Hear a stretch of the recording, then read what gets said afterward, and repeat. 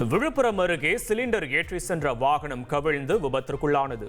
செங்கல்பட்டிலிருந்து 357 சிலிண்டர்களை ஏற்றிக்கொண்டு திருவண்ணாமலை நோக்கி சென்று கொண்டிருந்த லாரி செஞ்சி அருகே எதிரே வந்த கார் மீது மோதி விபத்திற்குள்ளானது. இந்த விபத்தில் லாரி கவிழ்ந்த நிலையில் காரின் ஒரு பகுதி முற்றிலும் உருகுலைந்தது. காரில் பயணித்தவர்கள் சிறு காயங்களுடன் அதிர்ஷ்டவசமாக உயிர் தப்பிய நிலையில் தீயணைப்பு வீரர்கள் சாலையில் கிடந்த சிலிண்டர்களை பத்திரமாக அப்புறப்படுத்தினர்.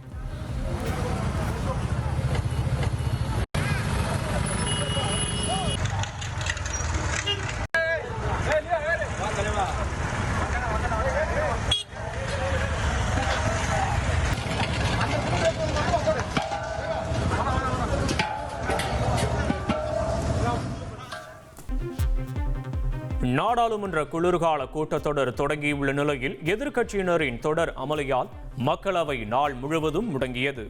மக்களவை தொடங்கியதும் எதிர்க்கட்சி உறுப்பினர்கள் வாக்காளர் பட்டியல் சிறப்பு தீவிர திருத்தம் உள்ளிட்ட விவகாரங்களை எழுப்பி அமளியில் ஈடுபட்டனர். இதனால் மக்களவை நண்பகல் 12 மணி வரையிலும் பின்னர் பிற்பகல் 2 மணி வரையிலும் ஒத்திவைக்கப்பட்டது. அவை மீண்டும் கூடியதும் எதிர்க்கட்சியினர் மீண்டும் அமளியில் ஈடுபட்டனர். இதன் காரணமாக மக்களவை செவ்வாய்க்கிழமை காலை 11 மணி வரை ஒத்திவைக்கப்பட்டது.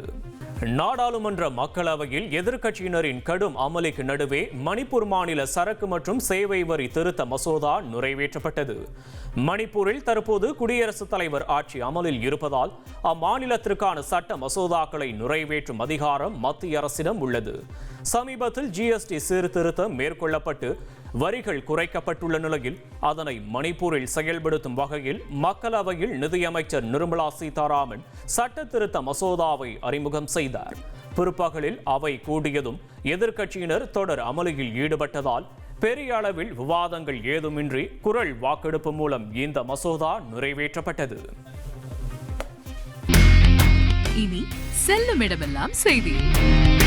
தந்தி டிவியின் வாட்ஸ்அப் சேனலை ஃபாலோ பண்ணினா செல்லருக்கும் இடமெல்லாம் செய்தி. இதோ QR கோட் இப்பவே ஸ்கேன் பண்ணுங்க, ஃபாலோ பண்ணுங்க.